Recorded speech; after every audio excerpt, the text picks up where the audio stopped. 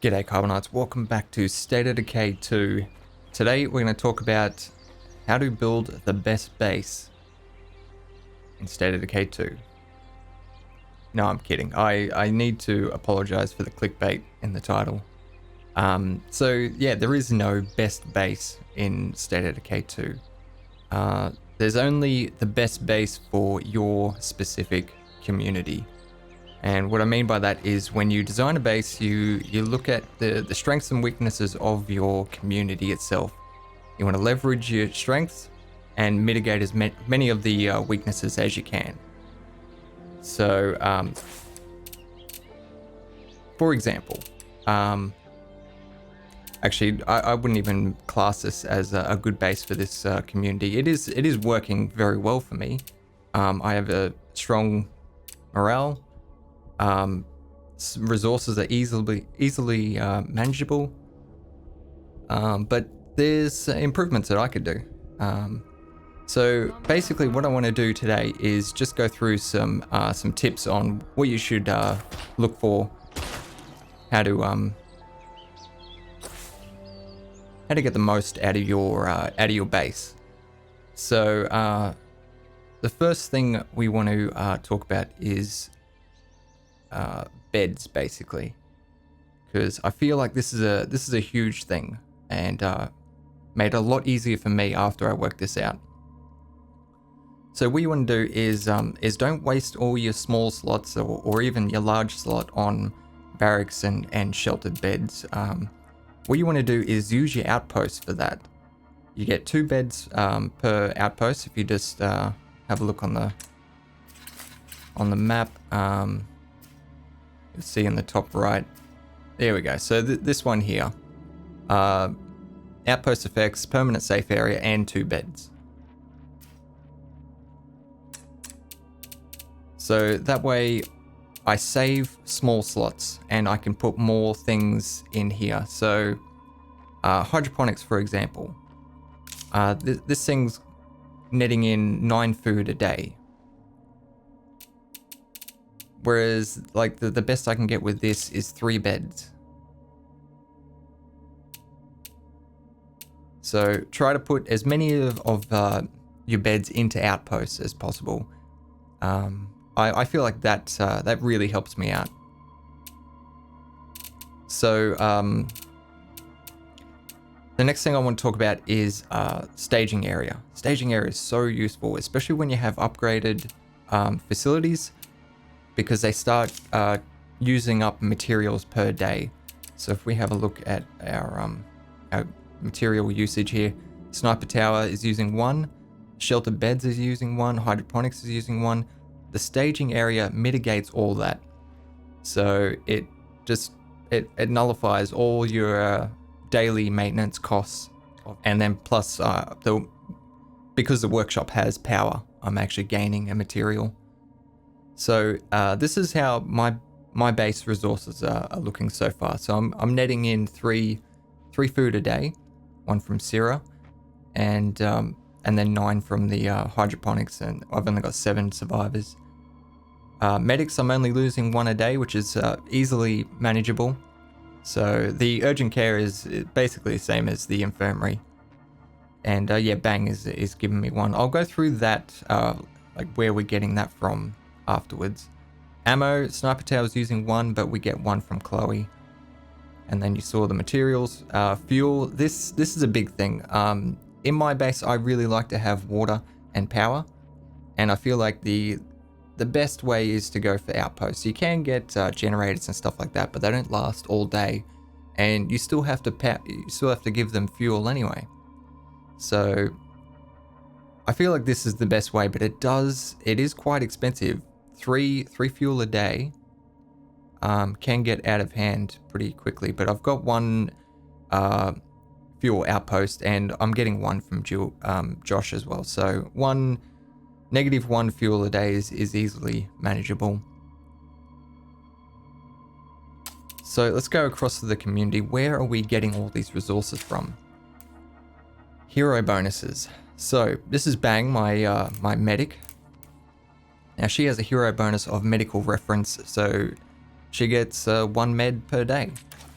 which is awesome. Chloe, her hero bonus is ammo wishlist. She gives us 1 ammo per day. These are, I didn't do, like, it was get rid pure. of some of our resources unless we get more storage. It's pure RNG.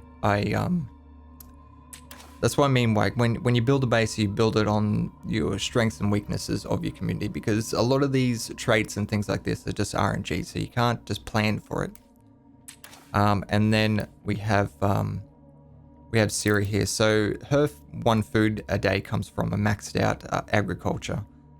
And there might be a 1 med a day from pathology Something being bad is maxed going to out. hear all this noise. I just know it.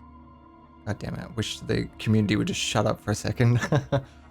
So yeah, I'm not sure about that. That might actually be a thing. This many Zeds around our home can only mean one thing. We're gonna get a siege. And then we have Josh here, so he's giving us 1 fuel just from the hero bonus. So there are certain things to look for. Also, when you max out a crafting thing, it generally gives you some sort of bonus.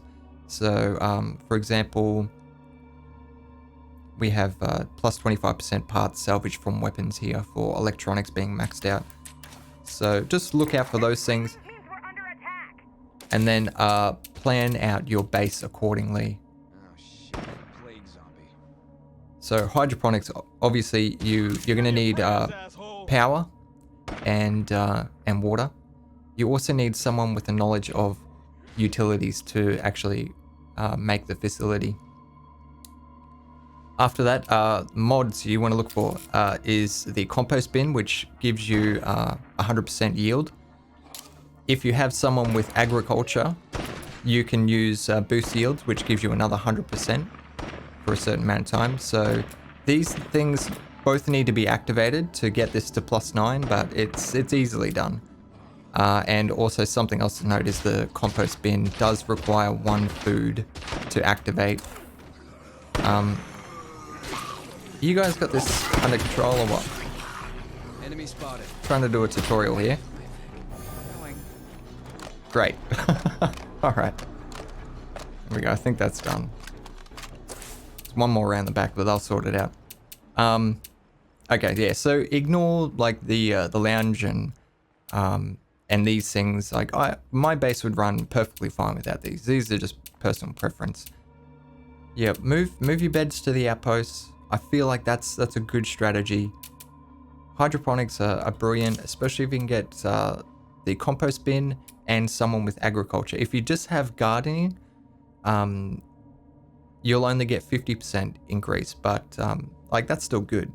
Agriculture, obviously, you'll gain the full 100%, so it puts it up to 9. Staging area 4, mitigating the costs, and then yeah, you can do whatever you want to suit your playstyle or whatever. For example, in my workshop, I have ammo press to create rifle rounds because I just love spending ammo. I love shooting zombies, so I'm constantly making ammo. Hey, sorry guys. I just remembered something I wanted to discuss as well. Is blocking gates with cars. It's an effective way to make sieges easier. That way they're not bursting through the gates.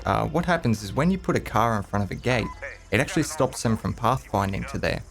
So the only thing you have to worry about is these walls that they can climb over. This is a terrible base for showcasing it because there is so many gates and weak spots. You can see I've got one there as well, but it's a lot easier on smaller bases, obviously, because you don't have all these walls. Generally, there's barbed wire or something like that to stop them from coming in. But if you can get it down to like just 1 wall that they're climbing over, it makes it so much easier when sieges are coming. Nobody made fun of me for being mushy, but this here feels right. Yeah, thanks, Sarah. Appreciate that. Also, if you block all the gates with a car, you won't have juggernauts able to get in. So what they'll end up doing is they'll just keep walking around your base, and you can very easily just pick them off. So, yeah, just something else I wanted to throw out there for you guys to help you with your base. What else is there? Oh, using the cars as storage. So if we have a look at my storage here, I'm allowed to have 27.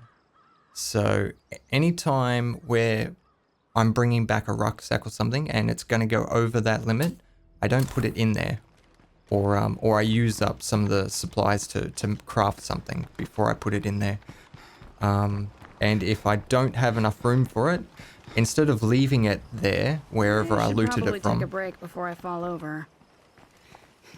what I do is I just put it in cars around my base, so it's always here. You don't need to go out finding it. I've cleared out that one.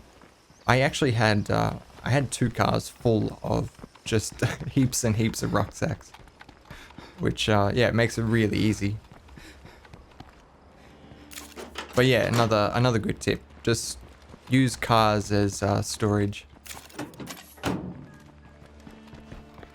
Yeah, so I've got a car around here to block that gate, and they don't pathfind here at all. Like they won't sit here trying to get in or anything. They look for another spot. So it's it makes it very easy to clean them up.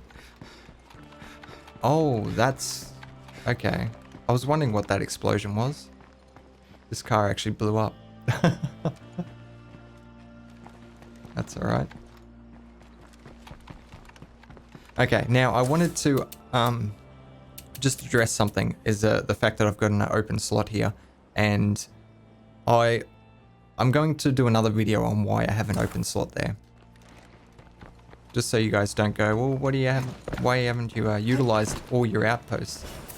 Yeah, there's a reason for that, and I'll get to that in another video. Stay home and hide under the covers.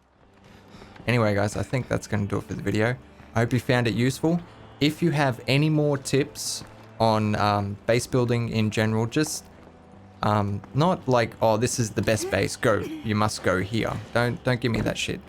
If you have any good tips that people should have a look at or think about when they're building their base, put it in the comments below so we can educate everybody, basically. I might get some more tips from you guys. I'll give some more tips out to you guys, whatever. Yeah, so that's going to do it for the video, guys. By the way, if you're interested, you want to know, this is the strip mall base on Drucker County. So it's the 3500 influence base, if you're interested. Okay, that's going to do it for me. Long video, I know, I'm sorry. As always, guys, don't forget to lead your targets, and I'll see you next time.